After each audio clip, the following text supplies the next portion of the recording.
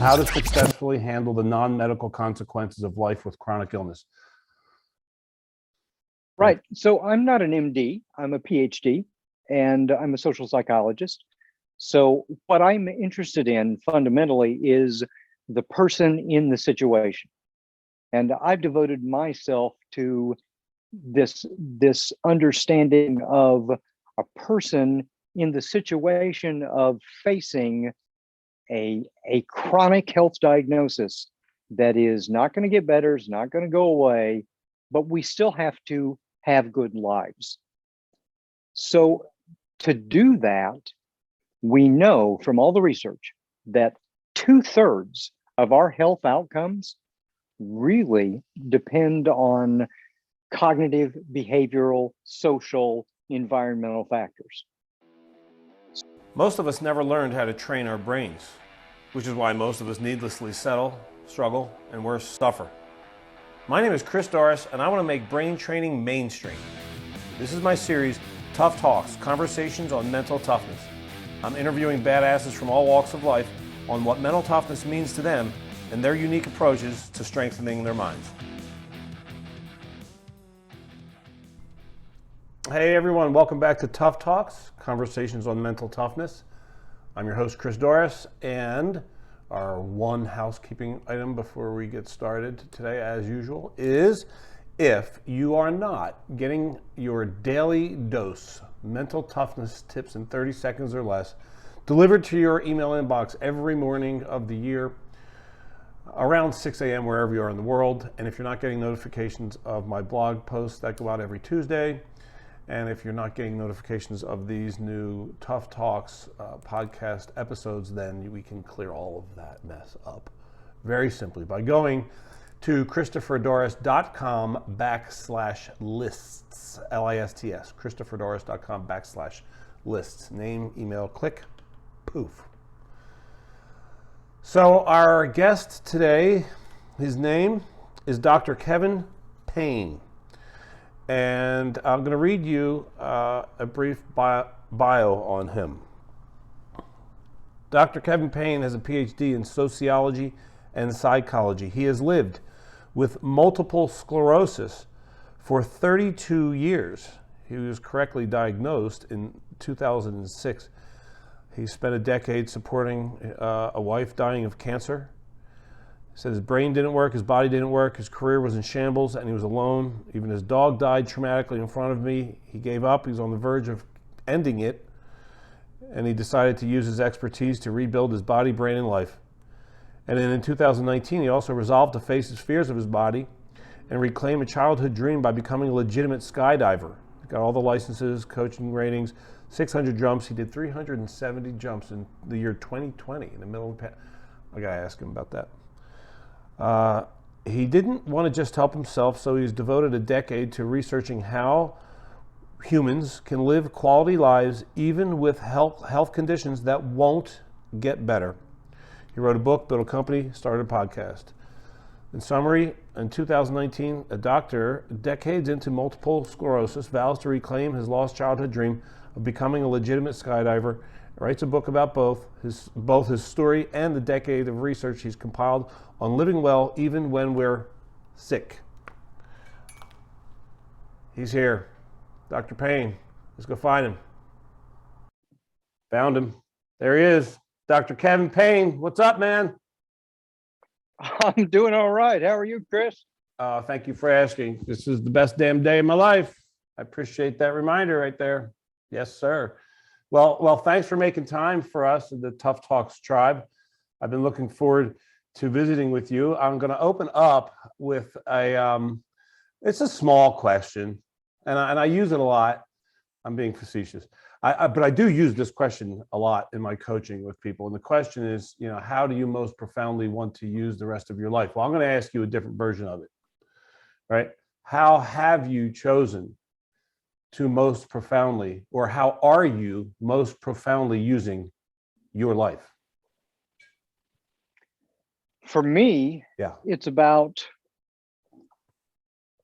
I have a stupidly egregious amount of education in a field that I love, people, and why people do what we do. And for many years, I was an academic. Yeah. And did the professor thing. And a lot of my research focused on a question: why do some people succeed and others fail under difficult circumstances? So that was just kind of baked into my DNA. When I was, after years of an intermittent mystery illness, finally diagnosed with multiple sclerosis, that sort of morphed into a slightly different version of the question for me.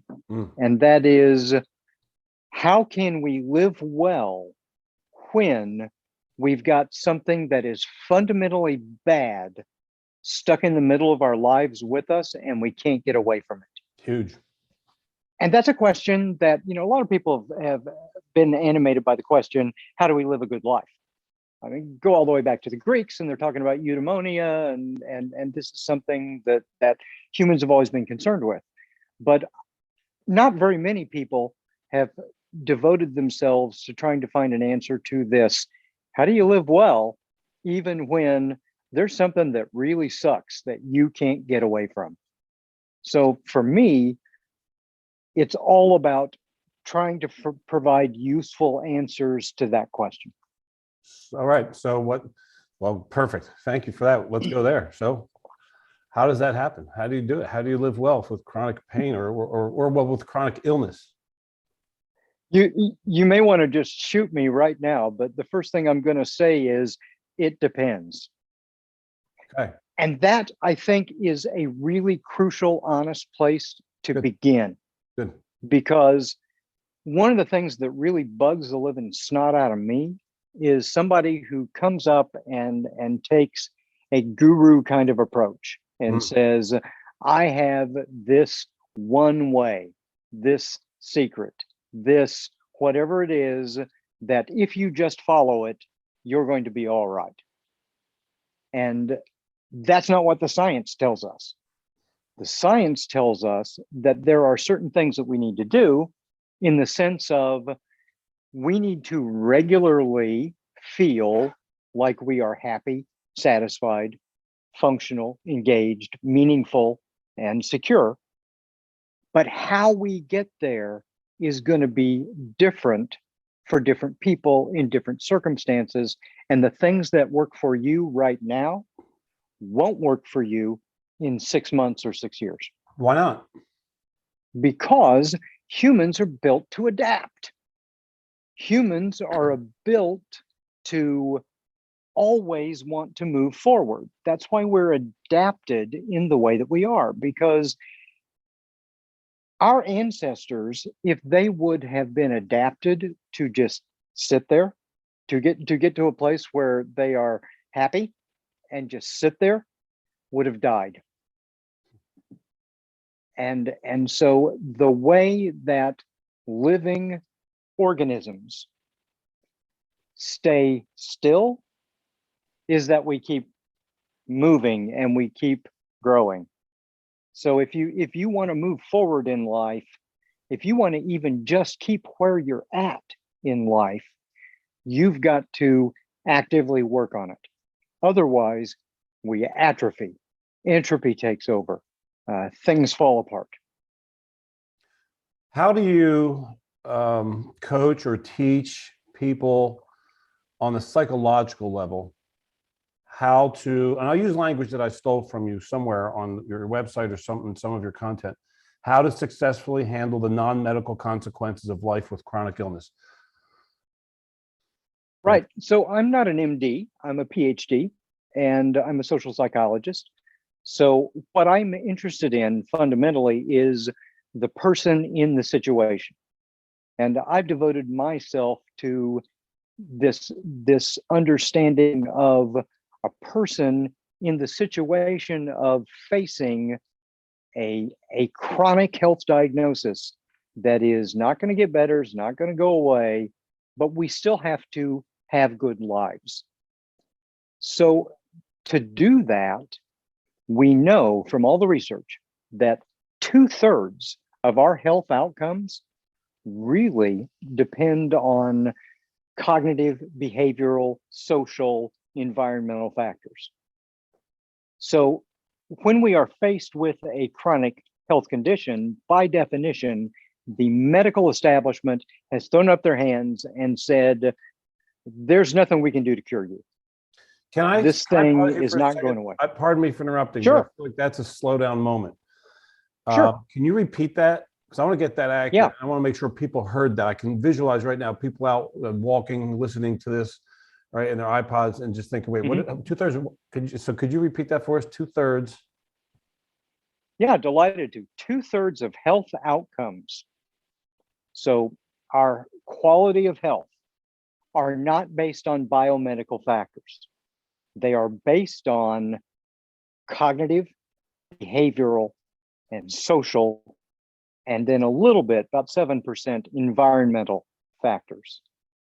So really matters for our quality of health and our broader quality of life, which I'm more interested in, is that how we frame it, how we behave, and how we relate with other people and our environment are far more important.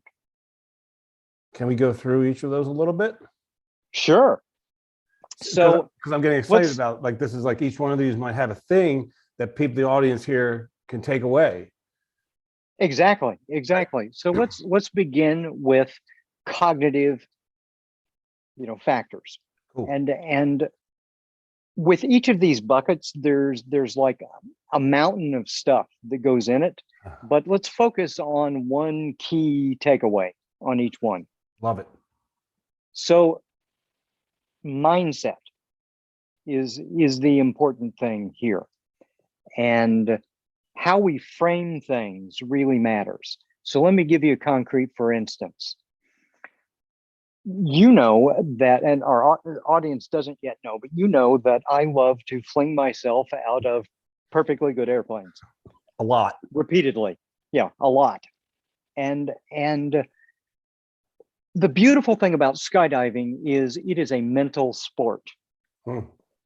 Fundamentally, fear lives on the inside of the door. And you must overcome that fear and hurt yourself out of the plane, because there is joy on the other side of that fear. But what happens is we all think we know what the fear response is, that quote unquote fight or flight response, right? And there are actually a lot more things going on there. It's not just fight or flight. It's freeze, front, flight, fight, fawn, fright, faint. I mean, there are a bunch of them, and I didn't even throw in a couple there. But it's true. I call it the F it response. Nice. I like that. Because it's all about getting distance between yourself and the thing that you are frightened of. And that might be actual distance, it might be cognitive distance, it might be apparent distance, where we're like sticking our fingers in our ears and la la la la looking in the other direction. But it's about distance. And so fear physiologically is the same thing as excitement. They are both physiological arousal. And what it is, from a very primal sense, is our primal brain, our basal brain, jacking up our system because it anticipates a challenge in front of us. Now that's really important, not a threat, any kind of challenge. And the only set of tools we have is the same kind of tools that would have been really useful for us if our ancestors noticed a saber-toothed tiger rustling in the underbrush. That's a threat. Okay, so it's jacking up our physiological system so that we are focused right here, right now, and we're amped up for a physical response. Sorry. Go ahead. I'm in the habit of slowing segments down when I feel like there's just like a mic drop moment there. but because you made a distinction that I think is monumental, and I want to unpack it a skosh if we could, which is the difference, because you emphasized it. You said, and that's really important, it's not a threat, it's a challenge. According to whom, right? So like maybe one person would look, well, maybe one of our ancestors would look at the saber-toothed tiger as a threat, whereas if another one had that big sword that's behind you, they might just think this is a challenge. Right, right. But challenge is a matter of framing it, and it's a matter of preparation, right? Okay. So what I'm saying is, for any given person, you're going to have the same physiological response if it is a real threat or if it is a challenge. But you're going to interpret it differently. You're going to frame it differently. That's the practice. That's the skill. That's the skill. That's the take. And so, yeah, that's the takeaway. So when you first jump out of a perfectly good airplane, and by the way, there are no perfectly good airplanes. That's why we only pay for a ticket ride up. So when you do that the first time, that's fear. And that's fear because on no level are humans adapted to be flinging their bodies from great heights. Yeah. This is a primal fear because there is a legitimate danger. You know, every time I go out of an airplane, and we usually go out about 14,000 feet. And so at 14,000 feet, there's a little voice in the back of my head that always says 82 seconds. Because from 14,000 feet, my life expectancy is now 82 seconds. Unless I do something really right. It is a memento mori. It is a reminder to seize life, because we are always a hair's breadth from death. And so, you know, that is part of reframing the fear into the joy, because after you do it for a while, you know, the first few times you go out of an airplane, it is completely overwhelming. Completely. I'm taking your word for it, man. Yeah, it is. I mean, it is motion and noise and all this wind. You're in 120-mile-an-hour wind, and the colors and the motion, and it's just more than we are ever adapted to process. But then humans are marvelously adaptable, because after you do it for a while, you go out and you become so acclimatized to it. And it is a beautifully calm, zen, focused, mindful experience. And your senses expand. And you can literally, when you do this, you know, you get maybe around 50 or so jumps, and you notice suddenly your senses expand, and you are actually aware of much more that's going on. And then there's maybe another quantum leap in your senses, maybe around 200 jumps, and maybe again around 500 jumps. And you notice suddenly time slows down and your reflexes have sped up, and you are now so habituated to operating your body in this patently absurd, you know, unadapted circumstance, and you have become at home. And that's what I mean. Reframing is like that. And every single thing that you now feel to be a challenge at one time was fearful, because you were no good at doing it. And now you are. So now, once you're up to that edge, it's a flow experience for you. And you get in the zone, right? You get in the groove, and you are operating in your best. But just a hair's breadth over, and now you are overwhelmed, and there is fear and failure and all of those things. So we have to understand that some of our best human experiences and our worst are separated by just the barest instance right there at our edges. But we can grow our edges. So in terms of framing, how do you recommend someone, so we'll say, for example, someone with chronic pain, all right, someone with chronic, you gonna make it? Yeah, inhaled. All right, how are you framing that? Oh man, I'll give you a minute. I'll try to, I'll make this a very long question. Sure. Give you some recovery time. Let's take the example of, say, someone with chronic, back pain. And, how do you suggest, like, what are the specifics of, like, how does someone reframe that circumstance? Okay. So I'll give you a personal example because Okay. with MS, I live with chronic pain. Yep. Now, in my case, it's not back pain. It's originating from damage in my central nervous system. Okay. So I have not had a pain-free day in almost 20 years. Wow. Wow. It's just part of it. So there was a time when I was popping 20, 24 ibuprofen a day, which is really bad for your system. Right. But I refused to go to opioids because I knew the research there and I just didn't want to do that because my pain isn't temporary pain. It's permanent. So how did I deal with it? Okay, that's a Now, much better question. Yep. I don't take any pain medication, period, nothing. And the way I did it was through meditation and exercise.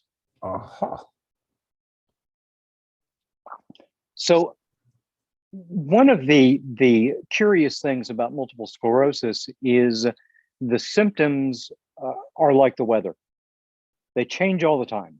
And I've got certain baselines that are always with me, always in pain, always fatigued, always cognitively foggy, always have paresthesias, which are phantom feelings that are in my body. And for me, that means I always itch, which is really innervating. And sometimes those itches become more extreme and they feel like electric shocks. And then there are 30 other symptoms that kind of come and go. So, I always have some degree of numbness. Sometimes it's more of me and sometimes it's less. Okay. So I start every day in bed before I ever leave. Like, I usually get up a little before the 5 o'clock hour and I meditate the first thing. And one of the things I do with the meditation for me is I go through every part of my body and my brain and I visit it and I'm aware of it. And I understand this is what this part is providing me to work with that day. And this is where the limitations are that day. Wow. And so it takes me about 20, 25 minutes or so. And I go through. So at the very beginning of the day, I understand this is where my challenges are going to be. This is what I may have to adapt during that day. This is where I'm operating really well that day, whatever it is. And so we have to understand that pain is something that we misunderstand. Fundamentally, we think pain is a signal of damage. Okay? So we interpret it as I'm in pain, something is being damaged. So hand on a stove, we pull it back, right? So some forms of pain are that. Those are called nociceptive pain signals. And those are where in our peripheral nervous system, we've got nociceptors, particular nerves that are attuned to crushing, burning, chemical damage, that sort of thing. Okay. And nociceptive pain is the oldest kind of pain in a living organism. That's the one that is kind of the source of all pain. But we have adapted that pain system over millennia to do a lot of other things. So, like for me, my pain isn't indicating damage. It's not signal that I should have to respond to. It's noise. And so, because it's not giving me meaningful evaluations about the world that I need to react to. So fundamentally, that means not trying to ignore the pain, not trying to dampen the pain. That means learning to face the pain and acknowledge the pain, and then say, yes, I understand that that's a signal that my system is giving you, but just watch. We're going to go ahead and operate in the world as if that is not there. And you're going to see, speaking of my system, you're going to see that we can still work. So what I've done is, during that time period, those years in my life when I was popping all that ibuprofen, I would have, ranked myself between a 6 to an 8 on a standard pain scale every day. Now, I rank myself maybe a 1 to 3. My condition hasn't changed, but I have reframed it. So you're saying on a physiological level, the actual amount or experience of physical discomfort hasn't changed. Your way of thinking about it has. Yeah, I just don't care. And so I just don't care. Yeah. But and I said that dismissively and kind of an offhand thing, but it is a long, arduous process to get yourself there. It takes months of working at this to rewire the way you frame pain. Wow. You just reminded me of Jiddu Krishnamurti. Yeah, because there's the story of him is that because Krishnamurti is an old I don't know, he's a guru. I guess he's a guru, philosopher. Yeah, Indian. And he was always chill. He's always cool. Like he didn't get phased. And one of his students said, "What's your secret, man?" And he said, "Well, the secret is I don't have a problem with what happens." So what I'm hearing you say is that you have practiced, and as a consequence or as a result, a byproduct or symptom of your practice, your effort of reframing over and over again, your experience of the pain that continues to exist and always will has profoundly changed. Yes. Now I will tell you there is a downside to this as well. Oh. And one that I had to learn. So about let's see, 7 years ago or so, I had gotten myself to the point where I didn't care about the pain so much. And I go into my GP for an annual checkup, and I've got my shirt off and he's inspecting me, and he kind of looks at my torso and he gives me this puzzled look. And then he kind of leans in and he starts poking at my torso a little. Okay. And I'm looking at him like, what is this? and then he dropped trowel and did more of an exam. And then he looked at me and kind of had a puzzled look. And he said, "How are you even walking?" And I said, "I don't understand." And he said, "You have a massive triple hernia. Both inguinals and the epigastric." He said, "You should be doubled over in pain. You shouldn't even be walking around right now." Okay. And I was like, oops. So I went in and had a triple hernia surgery. But my point was, I had so turned down my pain, which was good, but I hadn't yet learned to discriminate Oh, okay. Yeah. which signals I should turn down and which I shouldn't. So that's So, part of the oops. process. Yeah. Well, live and learn. Yeah, exactly. That's a skill that most people will never need, but I can imagine then listening to you that is an incredibly important skill, is that skill of discernment. So, right, once you practice, so what I'm hearing, if I'm hearing you correctly, then practice cognitively framing the fact, like the neutral, like the fact. I use a mantra, ain't bad, just is. So the fact is, right, the neutral fact is there is pain and it won't be going away. That's data, right? So being able to interpret that, I don't know, non-problematically? Yeah, Or well, differently. and Or it's just differently. people have this idea in our culture that it's about learning to not judge, to not be judgmental. And that's wrong, because humans are judging machines. We have to judge. What is true is what you learn to do after you make the judgment. Do you act on it or not? Because we are a society of mind. We're not a unified individual inside here. Identity is the story we tell ourselves about ourselves to try to make sense of all of this cacophony that's going on. And a lot of those voices in there are what I call primal voices. So they're stuff that we share with other animals. They're really old developmentally, like pain and fear and those kinds of responses. And they're also primal in the sense that they're youthful. They are our earliest things that we learn as individuals. Now, the only problem is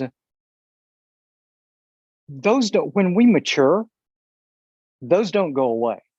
We have this idea that we mature and we put away those things. No, maturation is like adding additional layers to the onion as we go. And so those oldest primal youthful voices, motivators, are always going to be with us. And they are not capable of becoming more mature. What is capable is, as we get older, more brain systems go online, and we learn to see the world in a bigger sense. We learn to see more nuance in the world if we practice it. Because that's a big caveat. If we practice it. Yeah. I mean, Piaget said that most humans never fully develop. And I think he's probably right about it. But what that means is you're still going to have that little kid, and I call them cave children, because that's about where they see the world, and they're motivated by pain and pleasure and surface characteristics and that sort of thing. And we can't just clamp them down. They're still part of us. We can't ignore them. We've got to acknowledge them. And we don't necessarily need to follow them or let them drive our bus, but they have to be part of our society of mind. Because if you ignore them, they yell and they get louder and they get more insistent. And we all know that ignoring them doesn't work. So we are in the conversation that was initiated when you said 2/3 of our health outcomes are based on cognitive, behavioral, social, and a little bit, maybe 7% environmental factors. We have only opened the bucket of cognitive, which, if that's all, I already know, right? But I'm glad it came first because like this is Tough Talks. That's this podcast. It's about how to interpret. That's why I was like really excited. right? About Mhm. hearing you open that up, and it is about reframing, right? Like there are no problems. I don't remember who said this in the world. The only problem is the way I view it. Have you ever heard that? Yeah, I have variations on that. Yeah. Yeah, yeah. Um, So, but it is true. And our our framing is just so critical. And when I was talking about this, I was also getting into part of the emotional part of it as well. But I would encourage people to ask this question of themselves: why do we have emotions? What is why the do we have emotions? why? Why? What Okay. is the use of emotions? What is the Right? functional What are they purpose? there for? Mhm. Yeah, the functional purpose of emotions. They're about moving us. I'm feeling a little Alan Watts. I'm channeling a little bit of Alan Watts here, because we get to. Well, it's look at it this way. They are our second oldest motivational system. They're the system that helps us. So our oldest is somatic, right? It's Okay. bodily, sensations, and Uh-huh. it's pain and pleasure. And then the second oldest, you move up in our brain development, it's emotion. And we have emotions that we want to get toward, we want to get to experiences that give them, and we want to get away. Other emotions are ones that we don't want to experience. So they are fundamentally about moving us. And are they quite as loud as Hmm. pain and pleasure? No, not quite, but they're really, really, really loud, and they're really insistent. And then you get even more recent in our development, and we get cognition, which is very cold and rational, right? And it is also a mover, but it is not. It doesn't short circuit us like emotions can. Hmm. The somatic and the emotional movers can short circuit our higher cognition. You said that several times. The moving from where to where? Mm-hmm. Well, from anywhere to someplace else. I mean, because unless you have the amazing life where everything you want, need, desire is right there with you on the Hmm. couch, Hmm. or wherever you are right now, then you got to move to get it. You've got to be able to plan. You've got to be able to execute plans. You've got to be able to get to the things you want in your life and get away from the things you don't want in your life. Fundamentally, I mean, that's what's being humans about at the functional level. Hmm. And so fundamentally, emotions functionally are about moving us. And if we look at it that way, now what we want to do is, when we're reframing those emotions, when we're reframing the way we think about them, we need to think, are these the movements that are going to contribute to what the rest of my society of mind wants? Because we do a really good job. Those emotions and those somatic responses are right here, right now. They have a very, they're concrete. They have a very short time horizon. And what that means is, if they're always driving, we probably are sucking at being kind to our future self. That's great language. We're probably sucking at being kind to our future self. Yeah. Yeah. Yeah. It seemed like a good idea at the time, right? Well, it did. I mean, fundamentally, every stupid decision that you and I and everybody else has ever made seemed like a good idea to one part of your society of mind at the time. Otherwise, we would have chosen something else. Exactly. So, can we jump to, for the sake of time, can we jump to the other bucket that you mentioned, which is social, right? So 2/3 of Yeah. our right, 2/3 of our health. What's Mhm. puppy dog's name right there? Your Akita. What's your Uh, dog's name? he is Sanmo. Sanmo. What does that mean? Mhm. Well, it's short for a very long name on his tag, but long story short, all of my Akitas have been Mo's. So in Japanese, that was my first one was Mo.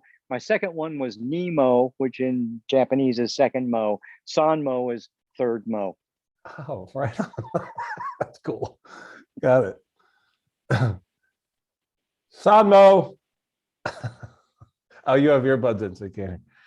All right. 2/3 of our health outcomes are Yeah. based on cognitive, behavioral, social, and maybe a little bit of environmental factors. Let's just go right to social before we wrap up. Mhm. Tell me Sure. about, yeah. Is that cool? Social. So what can Yeah. people do, right? What people who have chronic illness, what would be advisable for them socially to help their experience? Okay. So let me try to frame it like this. Every relationship, every human relationship is a negotiation.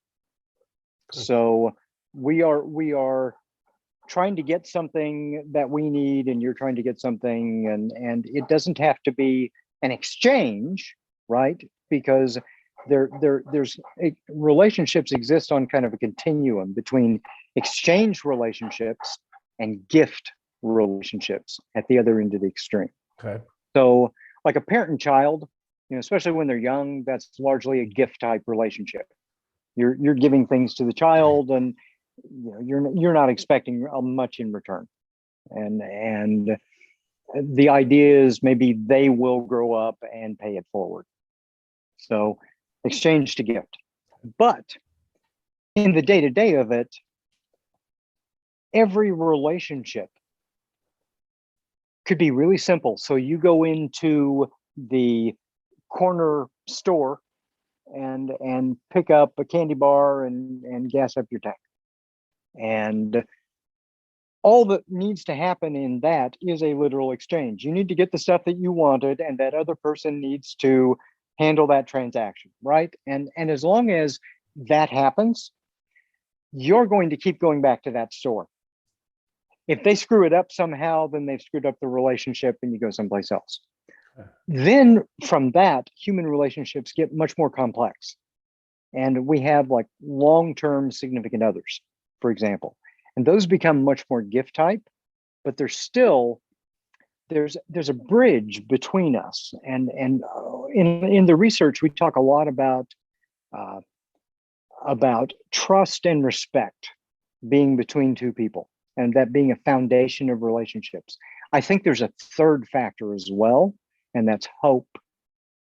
So for a long-term relationship to maintain, you both have to have hope that you will have as good an experience in your life with this relationship as with any of the other possible relationships you could put in its place.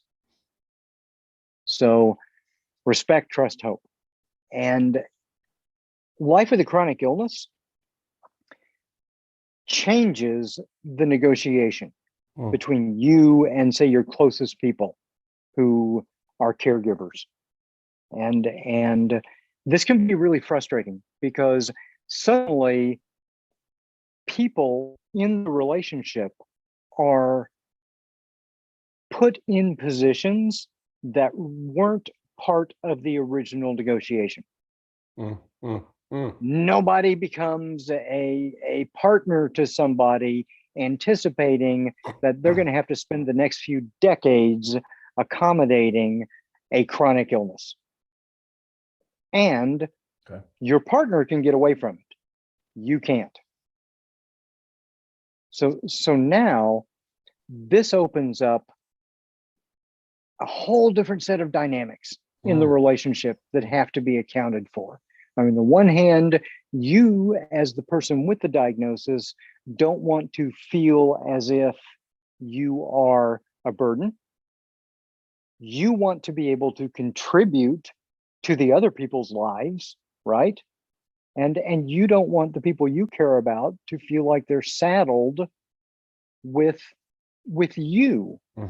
That, and so that puts us in a position where we have to start having some conversations that we didn't expect, that we weren't prepared for, and that we really don't want to have. And yet, why would we not want to have those conversations? What is the belief behind the not wanting to have it? Because we are embarrassed. No. Because we are trying to save face, because we are fearful, and one of the ways that we deal with fear is avoidance. I didn't say that we deal with fear well, but that we think we are dealing with fear, and so we don't. And humans have a disgust response, and we want to stay away from things that we find disgusting, and illness by definition is at the root of disgust. So there's just a lot of reasons why we kind of just hope it's going to get better, and in the meantime the relationship is atrophying. And by the time we realize everything has fallen apart so significantly, then it's too late to repair. So you have to start having these conversations. There you go. Early, straight away. So that's it. Fierce conversations, right? Having in relationships. Yeah. So here's a social takeaway, right? Right. 2/3. I'm going to keep saying this. This is huge. This is a really great takeaway. So 2/3 of our health outcomes are positive health outcomes are, well, I guess outcomes either direction, right? Yeah. Are based on cognitive, behavioral, social, and a little bit of environmental factors. We hammered the cognitive one, and with the social one, there's a cognitive piece to that too, right? Which is to reframe your thinking about these conversations that need to happen straight away in relationships, right? Right. Yeah. Right. That's beautiful. That's good stuff, man. So one final question before we tell people where they can go and find out how to hire you to give their company keynotes and your workshops and all that. How in the hell did you do 370 jumps out of airplanes in the year 2020 in the middle of a freaking pandemic? More jumps than there are days. Yes, that was my goal. So high points. I mean, I'd wanted to be a skydiver from the time I was a little kid. I started the training in the 90s as a young man, and then a lot of life got in the way. Then my health took a turn. I thought I'm never going to be able to go back. I hit bottom in my own life, decided I needed to reclaim something that I had lost in my life. And so for me, the thing was, I want to be a skydiver, a legit skydiver. And because I'd had just enough of it that I knew it is a beautiful, mindful Zen experience. It truly is.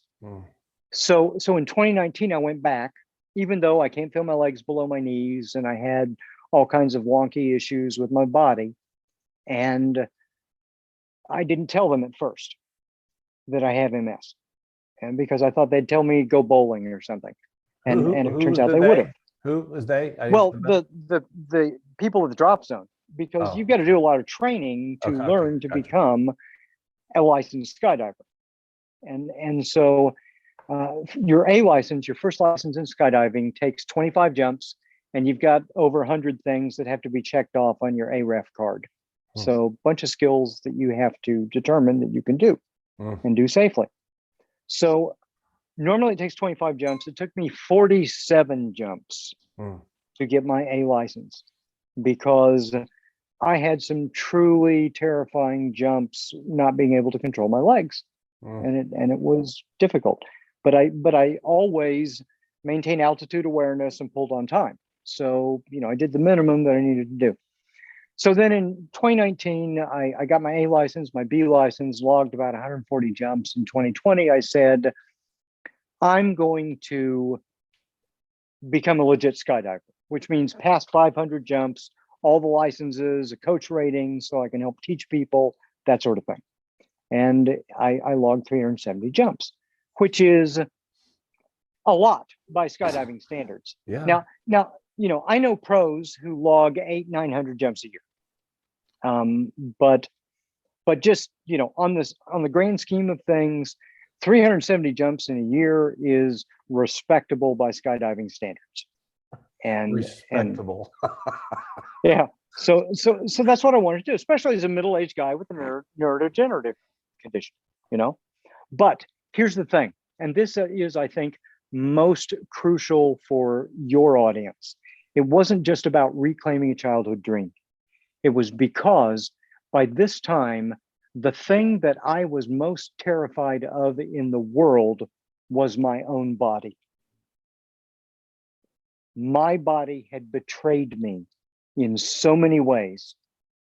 You end up paralyzed on the floor or not being able to think through a problem that you always have enough times, and you start to get scared of how your body is going to creatively betray you the next time. Wow. So for me, it wasn't just about reclaiming a childhood dream. It was about facing the fear of my own body in the air. And what I mean is this. So you've seen the cover to my book, right? Yep. And this picture was taken, it took us 8 jumps over 6 weeks to get that exact shot. Yeah, it's an amazing video on your homepage of your website. Incredible. Oh, thank you. Yeah, thank you. Cool, super cool. But I wanted that to tell the story of the book and what I do. Okay, so here's the story. I am at 5,000 feet, headed to the earth at 120 miles an hour the instant that shot is taken. That means I have 27 seconds left to live, less than a TV commercial, unless I deploy my parachute. And so what I'm doing is I've got my hands up here just like this, and I'm about to sweep them out in a broad gesture. And that's called the wave off. It's a universal skydiving gesture.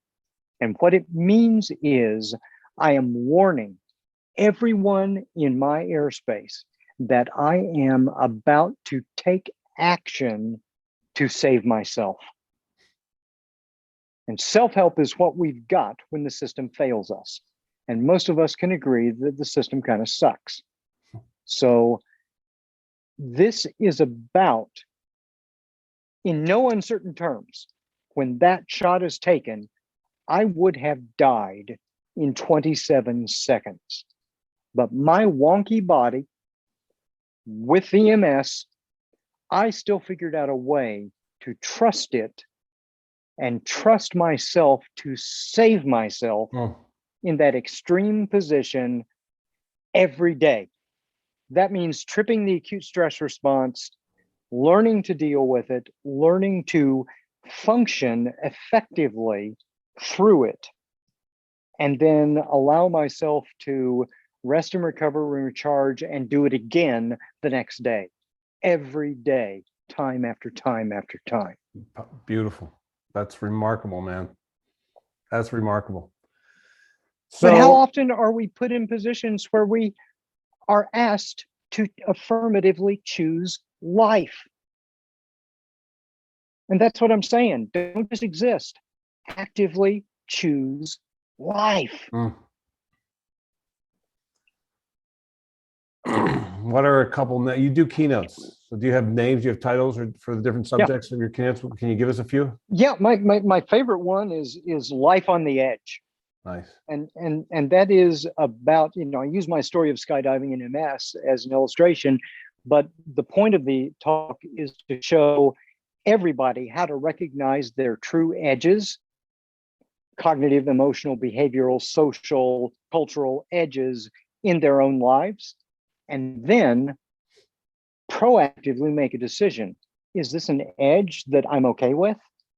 Or do I need to systematically learn how grow and push it.